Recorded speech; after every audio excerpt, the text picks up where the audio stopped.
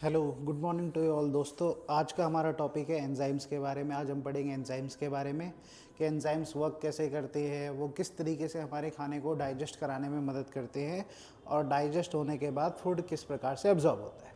ठीक है, तो सबसे पहले हम पढ़ेंगे एंजाइम्स के बारे में। ठीक है, एंजाइम्स।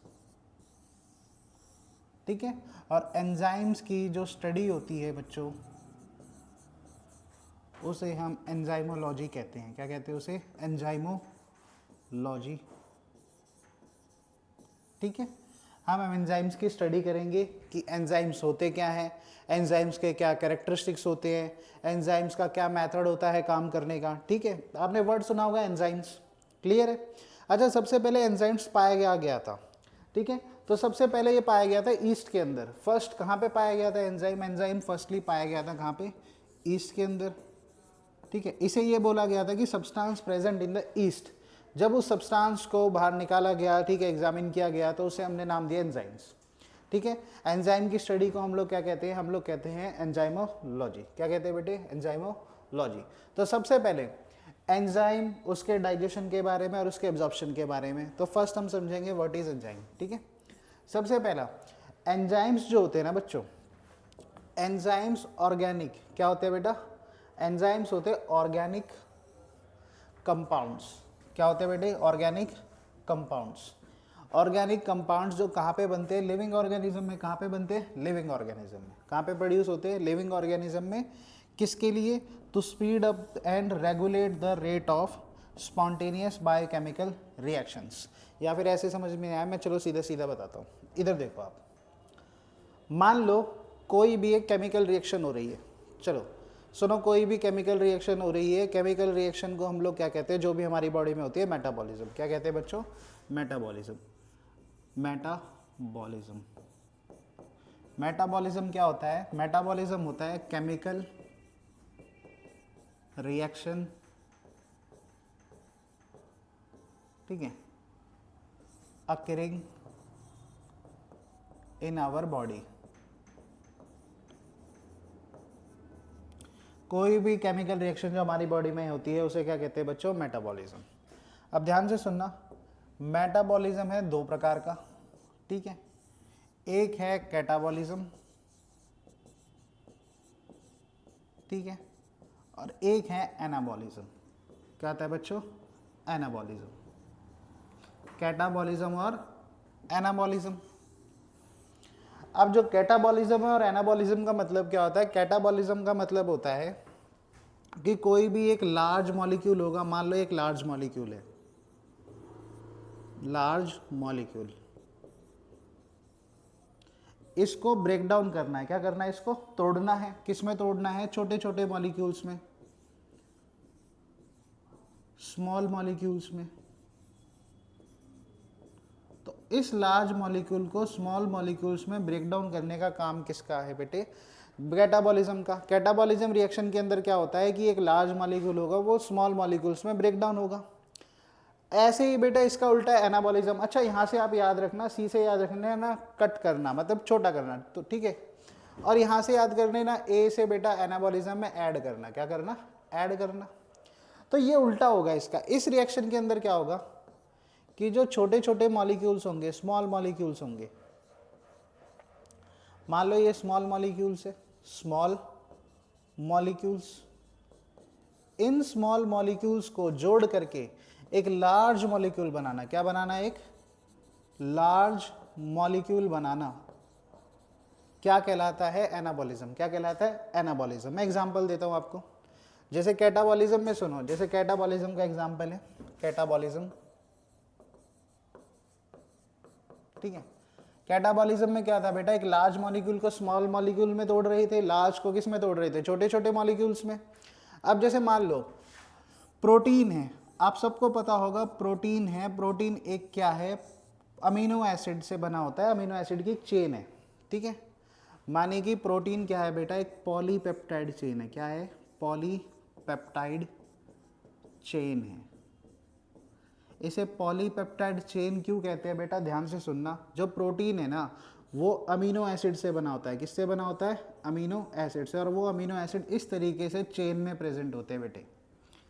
ये है बेटे जो एक बॉक्स है, ये क्या है, अमीनो एसिड। क्या है बेटे, ये अमीनो एसिड।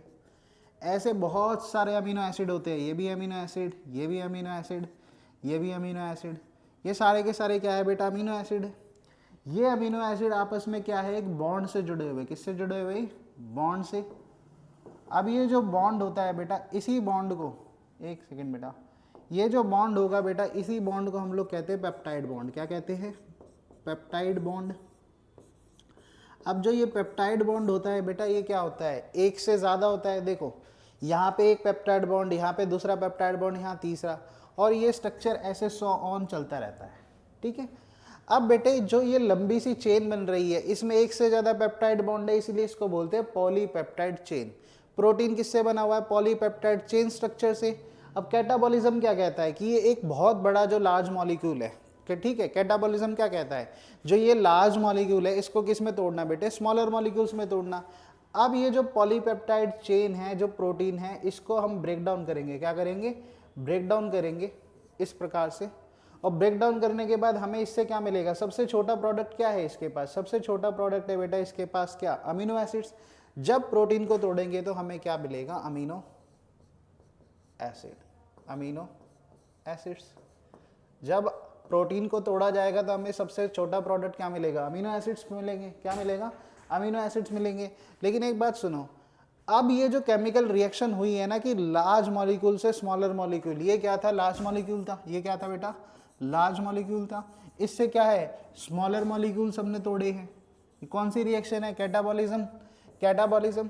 अब ये जो कैटाबॉलिज्म हुआ है ना, ये केमिकल रिएक्शन, ये नॉर्मली नॉर्मल रिएक्शन तो होगा, ठीक है। हमारी बॉडी में अमीनो एसिड की ज़रूरत होगी, हम प्रोटीन खाएंगे, वो अमीनो एसिड में ब्रेक डाउन तो होंगे। लेकिन इसको जो रिएक्शन है, इसको स्पीड अप कराने के लिए, इसको हेल्प कराने के लिए बेटा, स्पीड अप कराने के लिए, या आप बोल सकते हो हेल्प कराने के लिए। क्या कराने के लिए, हेल्प कराने के लिए, ठीक है। इसको स्पीड अप कराने के लिए, यानी ये रिएक्शन तेजी से और इसको हेल्प कराने के लिए इसमें एक सब्सटेंस प्रेजेंट होता है जो बेटे इनकी हेल्प करता है। यहाँ पे मैं एक्स से डिनोट कर रहा हूँ उसे, किससे डिनोट कर रहा हूँ, एक्स से। और उस सब्सटेंस को हम लोग कहते हैं एंजाइम। क्या कहते हैं, एंजाइम। क्या कहते हैं बेटा, एंजाइम। एंजाइम मान के चलो, एंजाइम एक तरीके से बायोमॉलिक्यूल है जो हमारी बॉडी के अंदर बनता है, लिविंग ऑर्गेनिज्म के अंदर बेसिकली बनता है, जितने भी लिविंग ऑर्गेनिज्म है। एंजाइम का क्या काम होता है बेटा, एंजाइम किसी रिएक्शन को, केमिकल रिएक्शन को स्टार्ट नहीं करवा रहा। ये केमिकल रिएक्शन स्टार्ट एंजाइम ने नहीं करवाई है। एंजाइम बस इस रिएक्शन का रेट है ना, जो स्पीड है टूटने की, उसको बढ़ा देता है, हेल्प कर देता है। बस एक तरीके से मान लो एंजाइम है, इस रिएक्शन को क्या कर रहा है, हेल्प कर रहा है, ठीक है। अब इसका उल्टा आप करोगे, अमीनो एसिड्स को जोड़ोगे, किसके अंदर जोड़ोगे, प्रोटीन बना दोगे जोड़ करके दोबारा से, तो वो रिएक्शन हो जाएगी एनाबॉलिज्म। क्या हो जाएगी बेटे, एनाबॉलिज्म। तो बेसिकली मैं ये बोलना चाह रहा हूँ कि एंजाइम होता क्या है, एंजाइम होता है आपका एक बायोमॉलिक्यूल जो क्या करता है, स्पीड अप करता है या रेट ऑफ रिएक्शंस को इंक्रीज करता है, ठीक है। चलो अब देखना दोबारा से क्या आता है बच्चों, एंजाइम। एंजाइम होता है एक ऑर्गेनिक कंपाउंड। ऑर्गेनिक कंपाउंड का मतलब क्या होता है बेटा, ऑर्गेनिक का मतलब होता है वो कंपाउंड जिसके अंदर क्या प्रेजेंट हो, कार्बन एटम। अगर कार्बन प्रेजेंट है, क्या प्रेजेंट है, अगर कार्बन प्रेजेंट है किसी कंपाउंड में, तो वो कंपाउंड कैसा कहलाएगा, ऑर्गेनिक। अगर आप ऑर्गेनिक जब भी शब्द बोलते हो, ऑर्गेनिक का मतलब होता है कार्बन का प्रेजेंस। तो एंजाइम क्या होते हैं, ऑर्गेनिक कंपाउंड। और कंपाउंड किससे बनता है, देखो सबसे छोटी चीज क्या होती है बच्चों यूनिवर्स में, एटम, ठीक है। एटम जैसे कि कार्बन, हाइड्रोजन, ऑक्सीजन, नाइट्रोजन, ठीक है, ये सारे क्या है बेटा, एटम से। एटम से जुड़ के क्या बनता है बेटा, मॉलिक्यूल्स। क्या बनता है, मॉलिक्यूल्स। मॉलिक्यूल्स जब आपस में जुड़ते हैं तो क्या बनाते हैं बेटा, कंपाउंड। क्या बनाते हैं, कंपाउंड। तो आपका जो एंजाइम है वो बेसिकली क्या है, एक ऑर्गेनिक कंपाउंड है। क्या है, एक ऑर्गेनिक कंपाउंड है। और ये जो एक ऑर्गेनिक कंपाउंड है, ये कहाँ पे बनता है, लिविंग ऑर्गेनिज्म में बनता है। सबसे पहला तो ये इंपॉर्टेंट हो गया, कहाँ पे फॉर्म होता है, ये लिविंग ऑर्गेनिज्म में फॉर्म होता है। दूसरी बात करें तो ये काम क्या करता है, ये स्पीड अप करता है। क्या करता है बच्चों, स्पीड अप करता है और रेगुलेट करता है किसको, rate of spontaneous biochemical reaction. जो भी बायोकेमिकल रिएक्शन हमारी बॉडी में चल रही है एक साथ, उनके रेट को ये बढ़ा देता है या उनको स्पीड अप कर देता है कि ताकि वो रिएक्शन तेजी से हो जाए, जल्दी जल्दी वो अपना काम करें। And outside of the cell, ठीक है, कहाँ पे करता है ये केमिकल। देखो एक और चीज, ये तो चलो बार बार हमने कई बार सुन लिया कि ठीक है, मान लिया एंजाइम क्या है, केमिकल की जो रिएक्शन हो रही है उनकी स्पीड को बढ़ा देता है, ठीक है, लेकिन कहाँ पर, ये दोनों जगह करता है। देखो केमिकल रिएक्शन सेल के अंदर भी रही होगी, सेल के बाहर भी रही होगी, तो दोनों जगह, in and outside of the cell, दोनों जगह, सेल के अंदर भी और सेल के बाहर भी, दोनों जगह रिएक्शन को क्या है, बढ़ा देता है। विदाउट देमसेल्फ बीइंग यूज्ड, यानी एंजाइम खर्च नहीं होता, ठीक है। देखो ध्यान से सुनना है, ये चीज सुनो, इसी रिएक्शन में बताता हूं मैं आपको। देखिए, देखो प्रोटीन था, प्रोटीन किस में कन्वर्ट हो रहा था, अमीनो एसिड्स में। प्रोटीन किस में टूट रहा था, अमीनो एसिड्स में। लेकिन ध्यान से सुनना, अब ये जो एंजाइम है जो प्रोटीन को अमीनो एसिड में कन्वर्ट कर रहा था, ऐसा नहीं है अब ये एंजाइम क्या हो जाएगा, यूज हो जाएगा। एंजाइम कभी भी खुद यूज नहीं होते, खत्म नहीं होते। इस रिएक्शन के साथ प्रोटीन को एमिनो एसिड में कन्वर्ट कराने के बाद ऐसा नहीं है कि एंजाइम खत्म हो जाएगा। बच्चों ऐसा बिल्कुल भी नहीं है कि एंजाइम खत्म हो जाएगा। उल्टा होगा ये कि ये जो एंजाइम है इसके पास प्रोटीन आया, प्रोटीन को इसने अमीनो एसिड कन्वर्ट करने के लिए स्पीड अप किया, हेल्प की, प्रोडक्ट्स में कन्वर्ट कर दिया अमीनो एसिड में। उसके बाद ये एंजाइम दूसरे प्रोटीन को तोड़ेगा, फिर तीसरे को तोड़ेगा, फिर चौथे को तोड़ेगा। ये खर्च नहीं होगा, ये अलग अलग प्रोटीन्स को आगे जाके ब्रेक डाउन करेगा, ठीक है, ये बोला गया है, ठीक है। चलो ठीक है, दोबारा से देख लो लास्ट। एंजाइम्स क्या था बेटा, एक ऑर्गेनिक बायोमोलिक्यूल, एक ऑर्गेनिक कंपाउंड था या बायोमोलिक्यूल था, जो क्या था, हमारी बॉडी के अंदर, लिविंग ऑर्गेनिज्म के अंदर बनता है। किस में मदद करता है, स्पीड अप करता है या रेट ऑफ रिएक्शन को बढ़ाता है। कहाँ पे, सेल के अंदर या सेल के बाहर। विदाउट देमसेल्फ बीइंग यूज्ड है, मतलब कि ये खुद यूज नहीं होता है, ठीक है। और आपको ऐसे इसके कैरेक्टरिस्टिक्स याद रखने पड़ेंगे बेटे, ठीक है, कि एंजाइम के क्या कैरेक्टरिस्टिक्स होते हैं, कैसे काम आता है एंजाइम। सबसे पहले कैरेक्टरिस्टिक्स ऑफ एंजाइम, सबसे पहला एंजाइम जो है वो रिमेन रहता है unchanged in the amount and chemical composition. देखो सबसे पहला एंजाइम जो है वो रिमेन रहता है अनचेंज्ड। अनचेंज्ड यानी कि अमाउंट, ना तो एंजाइम का अमाउंट बढ़ता है ना घटता है, ये रिमेन रहता है unchanged in amount and chemical composition at the end of reaction. देखो देखो इधर सुनो, मान लो वही प्रोटीन वाली रिएक्शन लेंगे, वो एग्जांपल पढ़ा था अभी हमने। मान लो प्रोटीन किस में कन्वर्ट हुआ बच्चों, अमीनो एसिड में कन्वर्ट हुआ, और मैं एक्स मान के चल रहा हूँ एंजाइम, इस एंजाइम ने कन्वर्ट किया है। अब ये जो एंजाइम था ना, जितना इसका अमाउंट था, मान लो एक एंजाइम था, दो था, जितना इसका अमाउंट था, अमाउंट भी इस एंजाइम का अमाउंट भी, जितना ये एंजाइम था, ठीक है, इसका अमाउंट और इसका केमिकल कंपोजिशन, अमाउंट और केमिकल कंपोजिशन, वो बिल्कुल ही क्या रहेंगे, सेम रहेंगे। यानी कि रिएक्शन से पहले, एक केमिकल रिएक्शन से पहले जो उस एंजाइम का अमाउंट था, जो उसका केमिकल कंपोजिशन यानी जिस केमिकल से मिलके बना हुआ था एंजाइम, वो बिल्कुल सेम रहेंगे रिएक्शन से पहले भी और रिएक्शन कंप्लीट होने के बाद भी। उनमें किसी तरीके का कोई चेंज नहीं आएगा। तो पहला कैरेक्टरिस्टिक्स यही बताया गया है कि जो एंजाइम है वो अनचेंज रहते हैं, किसमें, अमाउंट में भी और केमिकल कंपोजिशन में भी, eight the end of reaction, यानी रिएक्शन के एंड में भी उनमें कोई बदलाव नहीं आएगा। ऐसा नहीं होगा कि रिएक्शन कंप्लीट हुई तो एंजाइम का नंबर बढ़ गया, केमिकल के चेंज, कुछ बदलाव आ गया, केमिकल चेंज हो गया, नहीं, बिल्कुल सेम रहेंगे। सेकेंड हम बात करें कि छोटी सी quantity, only small quantity of enzyme is generally needed.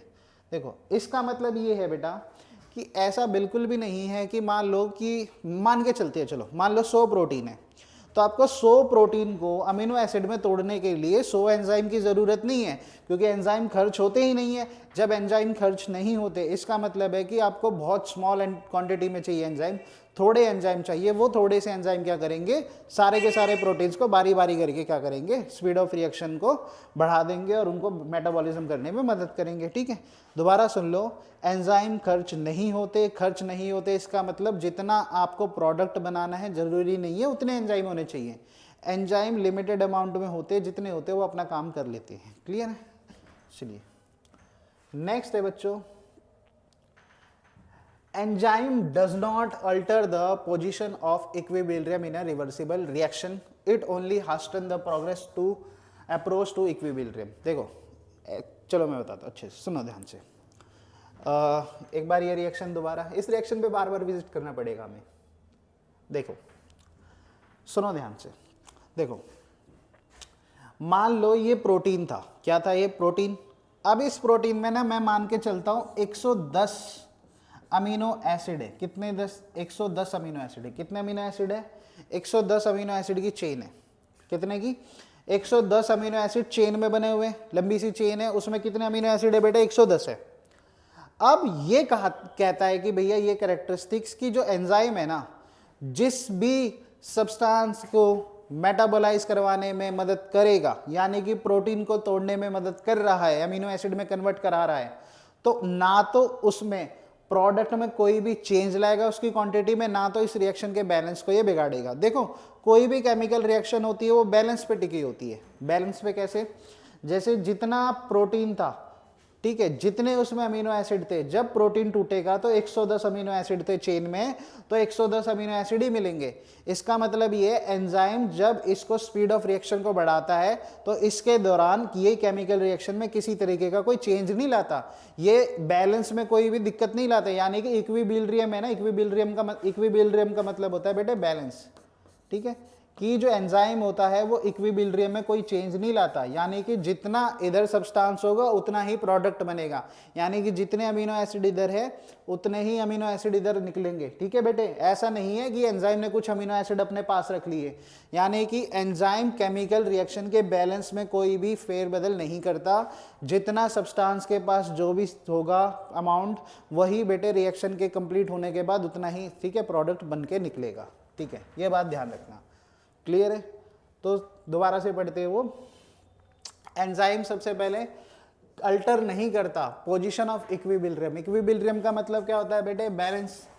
जो केमिकल रिएक्शन का बैलेंस था उसको बिल्कुल भी चेंज या अल्टर नहीं करता है रिवर्सिबल रिएक्शन के अंदर। यानी कि रिवर्सिबल रिएक्शन यानी कि जितने, मान लो प्रोटीन था, वही वाला एग्जांपल, प्रोटीन था, 110 अमीनो एसिड थे, जब उसको तोड़ा गया, मेटाबोलाइज किया गया, कैटाबॉलिज्म हुआ, तो क्या है, 110 अमीनो एसिड मिले।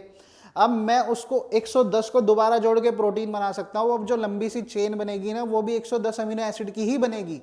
क्यों? क्योंकि इसके अंदर कोई भी चेंज नहीं आया, जो एंजाइम है उसने कोई अमीनो एसिड अपने पास नहीं रखा था। इस रिएक्शन को जब आप क्या करोगे, रिवर्सिबल करोगे, यानी कि दोबारा से, जैसे प्रोटीन से अमीनो एसिड बनाया था तो अमीनो एसिड से प्रोटीन बनाओगे, तो same amount of amino acids present होंगे, ठीक है। यानी कि एंजाइम पोजीशन को चेंज नहीं करता इक्विलिब्रियम में किसी भी तरीके से, एक बैलेंस को चेंज नहीं करता रिवर्सिबल रिएक्शन में, वो रिवर्स हो सकती है reaction. It only hastens the process. Enzyme करता क्या है फिर?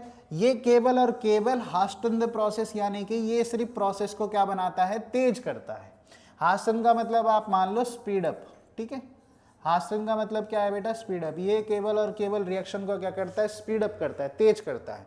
और अप्रोच टू द इक्विलिब्रियम, या फिर रिएक्शन को तेज बनाता है, या फिर जो इक्विलिब्रियम यानी बैलेंस में पहुंचने तक मदद करता है तेजी से। नेक्स्ट है फोर्थ पॉइंट बेटा, फोर्थ कैरेक्टरिस्टिक्स, एंजाइम ना तो किसी, देखो ये तो मैं बोल चुका हूं पहले भी कि एंजाइम ना तो किसी केमिकल रिएक्शन को स्टार्ट करता है, ठीक है, ना ही उस एंजाइम ना ही उसको स्टार्ट करता है, ना ही एंड करता है। एंजाइम केवल और केवल केमिकल रिएक्शन को स्पीड अप करता है, स्पीड बढ़ाता है बेटा, हेल्प करता है। एंजाइम डज नॉट इनिशिएट और बिगिन द रिएक्शन।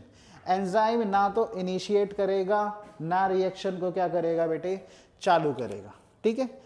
किसी भी तरीके से एंजाइम किसी भी केमिकल रिएक्शन को चालू नहीं करता है, ये बस क्या करता है, स्पीड अप करता है। दोबारा सुन लो, एंजाइम ओनली स्पीड अप, ठीक है। फिफ्थ पॉइंट है, enzyme is specific in its own action. इसका मतलब क्या है कि एंजाइम है ना, अपने काम में जो उसका एक्शन है उसमें स्पेसिफिक है। स्पेसिफिक का मतलब क्या है बेटा? स्पेसिफिक का मतलब ये है, चलो मान लो मैं एग्जांपल से बताता हूं आपको। देखो प्रोटीन है बेटा, मान के चलिए प्रोटीन है, तो बेटा प्रोटीन है, उसके अलावा मान के चलिए कार्बोहाइड्रेट है, ठीक है। कार्बोहाइड्रेट में कोई भी एग्जांपल ले लेते हैं, जैसे मान लीजिए सुक्रोज ले लीजिए, ठीक है, सुक्रोज एक शुगर है, डाइसेक्राइड, लैक्टोज ले लीजिए, मिल्क शुगर है, ठीक है, कोई सा भी ले लो, ठीक है, या माल्टोज, ठीक है। ऐसे ही मान के चलो फैट, ठीक है। अब देखो ये तीनों अलग अलग सब्सटेंसेस है। अब इन तीनों को क्या है बेटे, ये तीनों का कैटाबॉलिक रिएक्शन होना है। अब इन तीनों को स्पीड अप कराने के लिए एंजाइम की जरूरत पड़ेगी। तो एंजाइम है ना बेटा, एंजाइम यहाँ पे क्या काम करेंगे, एंजाइम इसको स्पीड अप कराने के लिए, प्रोटीन को स्पीड अप कराने के लिए, कार्बोहाइड्रेट को स्पीड अप कराने के लिए, और जो फैट है इनको स्पीड अप कराने के लिए। बेटा एक बात मुझे बताओ, प्रोटीन को जो एंजाइम स्पीड बढ़ाएगा प्रोटीन की रिएक्शन की, प्रोटीन है, एक चीज बहुत बेसिक से बताता हूं, जो प्रोटीन है बेटा, प्रोटीन, कार्बोहाइड्रेट और फैट, ये तीनों के तीनों केमिकल की कंपोजिशन के आधार पे भी, यानी किस केमिकल से बने हुए हैं, स्ट्रक्चर के आधार पे भी, स्ट्रक्चर के बेसिस पे भी तीनों एक दूसरे से अलग है।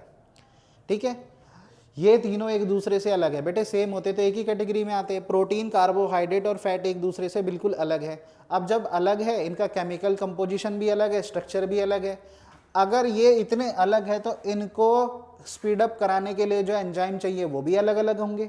यानी कि जो प्रोटीन को स्पीड अप कराने के लिए एंजाइम चाहिए, उस एंजाइम को मैं प्रोटीएज बोलूंगा। क्या बोलूंगा बेटे?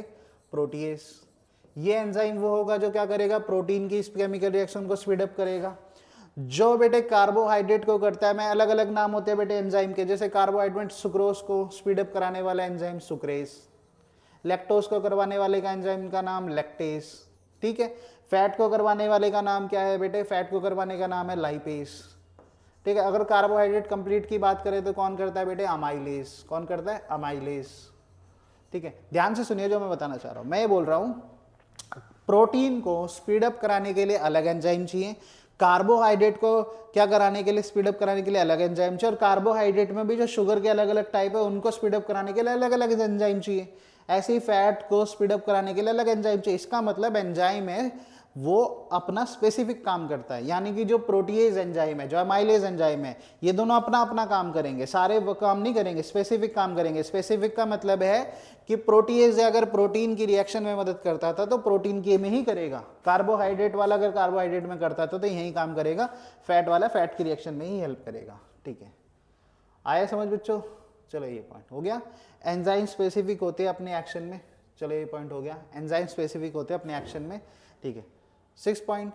एंजाइम यूजुअली जो है बेटा, ठीक है, सबसे पहले एंजाइम यूजुअली अल्टर नहीं कर सकते nature of the product of reaction. ठीक है, nature of the product of reaction का मतलब है कि जो रिएक्शन का नेचर है, ठीक है, जिस नेचर पे, जिस बेसिस पे रिएक्शन काम कर रही है, एंजाइम उसको चेंज नहीं कर सकते। अगर मान लो, नेचर का हिसाब बताता हूं, मान लो कि कैटाबॉलिक रिएक्शन हो रही है, यानी कि बड़े मॉलिक्यूल से स्मॉलर मॉलिक्यूल बनने हैं। ठीक है, बड़ा मॉलिक्यूल टूट के स्मॉलर मॉलिक्यूल बनने हैं। अब ऐसा नहीं होगा, एंजाइम आएगा उस रिएक्शन को चेंज कर देगा, कैटाबॉलिक की जगह एनाबॉलिक बना देगा, जो उसका पहले से नेचर था। ठीक है, या फिर चलो ये तो मैंने रिएक्शन के आधार पे बनाया, मान लो कोई एसिडिक नेचर का मॉलिक्यूल है, ऐसा नहीं है तोड़ के बेस बना देगा। ठीक है, आपका जो भी नेचर होगा केमिकल रिएक्शन का वही नेचर रहेगा, ये नेचर को चेंज नहीं करेगा। नेक्स्ट है एंजाइम में be poison by certain substances. अब पॉइजन मतलब असलियत में पॉइजन नहीं होते, एक्चुअली ना कुछ ऐसे केमिकल सब्सटेंसेस होते हैं जिन्हें हम कहते हैं इनहिबिटर्स। क्या कहते हैं? इनहिबिटर्स। ये जो इनहिबिटर्स होते हैं बेटा, ये इनहिबिटर्स क्या काम कर सकते हैं? एंजाइम की एक्टिविटी को रोक सकते हैं। मान लो, चलो मैं एग्जांपल देता हूं, सपोज कीजिए ये एक एंजाइम है। ठीक है, ये एंजाइम की क्या है, ऊपर जो ये ऐसी मैंने डायग्राम बनाया ना, ऐसा साइट बनाई है। ठीक है, ये जो मैंने स्पेस बनाई है, ये बेटे सबस्ट्रेट बाइंडिंग साइट कहलाती है। क्या कहलाती है? ये सबस्ट्रेट बाइंडिंग साइट। वैसे मुझे आगे मैकेनिज्म बताना था, चलिए यहां थोड़ा बहुत बताता हूं। मान लो ये बेटा क्या है, एक एंजाइम है, और ये जो एंजाइम है आपको दो ऐसे ट्रायंगल जैसे शेप देखने को मिल रहे हैं। ये क्या है?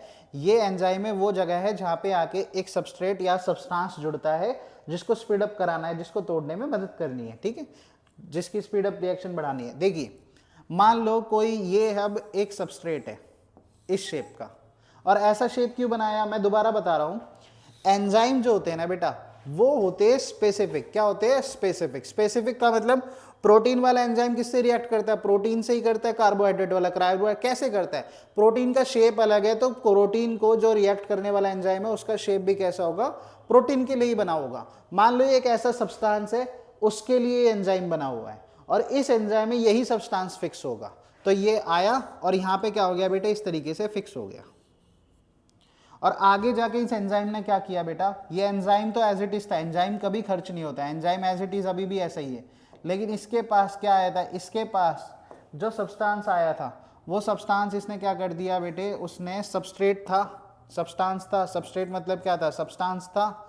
इस सब्सटेंस को क्या किया बेटे? ब्रेक डाउन करने में मदद की, और क्या बना दिए बेटे? दो प्रोडक्ट बना दिए। क्या बना दिए? प्रोडक्ट। यानी एंजाइम ने क्या किया? सबस्ट्रेट को लिया, प्रोडक्ट बना दिया।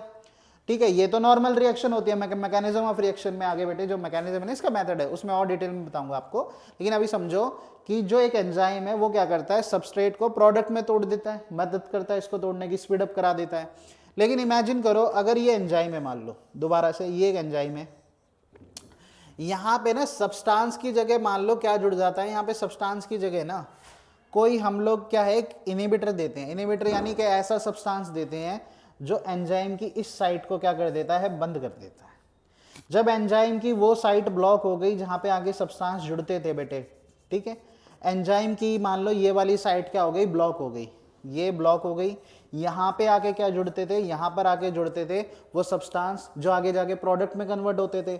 अब जैसे ही ये जगह ब्लॉक हो गई बेटा, ब्लॉक हो गई तो वो सब्सटेंस जुड़ नहीं पाएंगे, जुड़ नहीं पाएगा तो एंजाइम अपना काम नहीं कर पाएगा, इसीलिए इन सब्सटेंस को कहते हैं इनहिबिटर्स। दोबारा सुनो, एंजाइम के पास एक साइट होती है बेटे जहां पे आके सब्सटेंस जुड़ता है, जुड़ने के बाद ये एंजाइम इसको क्या करता है, एंजाइमेटिक रिएक्शन करता है और इसको दो प्रोडक्ट में तोड़ दिया। अब इमेजिन करो कि अगर ये साइट जहां पे सब्सटेंस जुड़ते थे वो ब्लॉक कर देता है कोई ऐसा सब्सटेंस, ठीक है, जो इसकी शेप का हो, ठीक है, या इसके केमिकल कंपोजिशन का हो, तो उस सब्सटेंस को कहा जाएगा इनहिबिटर्स। क्या कहा जाएगा, इनहिबिटर्स में इनहिबिट का मतलब ही बेटे रोकथाम होता है। क्या होता है, स्टॉप करना, रोकथाम, ठीक है, यानी कि वो सब्सटेंस जो एंजाइम की उस साइट पे अटैच हो जाए जहां पर सब्सटेंस अटैच हो जाते और रिएक्शन को स्टॉप कर दे, तो उसे क्या कहा जाएगा बेटा, इनहिबिटर्स कहा जाएगा। क्या कहा जाएगा बेटे, उसे इनहिबिटर्स कहा जाएगा।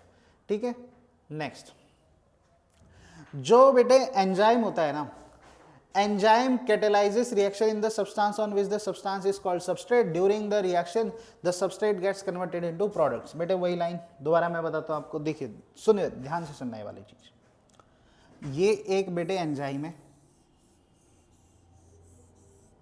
एंजाइम मान के चलिए एक एंजाइम है, ठीक है, ये जो एंजाइम है इसकी जो बेटे मान लो ये साइट है, ये क्या है बेटा, साइट है। ये जो साइट है इस साइट को बोलते हैं बेटा बाइंडिंग साइट। क्या बोलते हैं इसे, बाइंडिंग साइट। बाइंडिंग साइट का मतलब क्या है, जहां पे कोई चीज आगे जुड़ती है। और मान के चलिए कि इस तरीके से ना एक सब्सटेंस प्रेजेंट है इसी शेप का, जिस शेप का एंजाइम है ना, ये साइट बना रखी है, इसमें फिक्स होने के लिए ऐसे एक सब्सटेंस है, इस सब्सटेंस को बोलते हैं सबस्ट्रेट। सबस्ट्रेट कुछ भी हो सकता है, जैसे हम प्रोटीन पढ़ रहे थे ना, प्रोटीन टूट रहा था, मान ले सबस्ट्रेट क्या हो सकता है, एक सब्सटेंस है जिसका कि बेटे क्या करना है, एंजाइम को उसकी स्पीड ऑफ रिएक्शन को बढ़ाना है। मान लीजिए सबस्ट्रेट कुछ भी हो सकता है, प्रोटीन हो सकता है, कार्बोहाइड्रेट्स हो सकता है, फैट हो सकता है, ठीक है। ये सबस्ट्रेट आके क्या करेगा, इस पे जुड़ेगा, तो ये कुछ इस प्रकार से आपको दिखेगा, एंजाइम एज इट इज बेटा। इस पे आके कौन जुड़ गया है, इस पे आके जुड़ गया है सबस्ट्रेट, ऐसे करके जुड़ गया है, ठीक है। इसको क्या बोलेंगे बेटे, एंजाइम सबस्ट्रेट कॉम्प्लेक्स। ये आपस में जुड़ गए हैं, क्या बना लिया इन्होंने, enzyme substrate complex, enzyme substrate के साथ जुड़ गया है।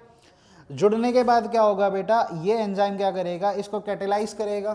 क्या करेगा, कैटेलाइज, एंजाइम कैटेलाइज करते हैं, ठीक है, इसलिए इसको कैटलिस्ट भी कहते हैं। क्या कहते हैं, कैटलिस्ट। अब ये होगा क्या, एंजाइम तो खर्च नहीं होगा, एंजाइम तो ऐसा कैसा बना रहेगा,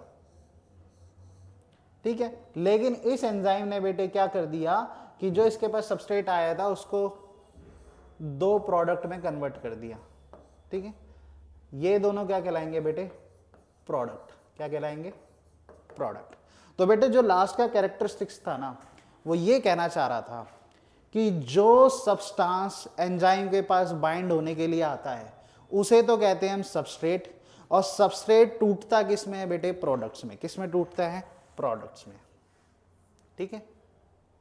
दोबारा से, जो एंजाइम है बेटे कैटेलाइज करता है रिएक्शंस को, वो सब्सटेंस जो एंजाइम से आके जुड़ता है उसको तो कहते हैं सबस्ट्रेट। क्या कहते हैं उसको, सबस्ट्रेट। ये एक पहला इंपॉर्टेंट, जो बेटे सब्सटेंस आके जुड़ता है एंजाइम की साइट पे उसको तो कहते हैं सबस्ट्रेट, और इस रिएक्शन के दौरान ये जो सबस्ट्रेट था बेटा, ये सबस्ट्रेट कन्वर्ट हो जाता है किसमें, प्रोडक्ट्स में। किसमें कन्वर्ट हो जाता है, प्रोडक्ट्स में। मतलब बड़ा मॉलिक्यूल आया था सबस्ट्रेट, और एंजाइम क्या करेगा, उसको तोड़ेगा किसमें, प्रोडक्ट्स बना देगा। क्या बना देगा, प्रोडक्ट्स। ये थे इसके बेटे इसके कैरेक्टरिस्टिक्स। ठीक है, हम नेक्स्ट इसके बारे में पढ़ेंगे मैकेनिज्म ऑफ एक्शन। ठीक है, नेक्स्ट क्लास में। ओके, चलिए, ये बेटे इंट्रो था एंजाइम का। हम इसके बाद मैकेनिज्म, फिर फैक्टर्स पढ़ेंगे, फिर एंजाइम्स की, ठीक है, कहाँ काम आते हैं, जैसे डायग्नोसिस में काम आते हैं ना, कोई ऑर्गन वगैरह डैमेज हो, ठीक है, वो पढ़ेंगे। ठीक है, चलिए, ऑल द बेस्ट।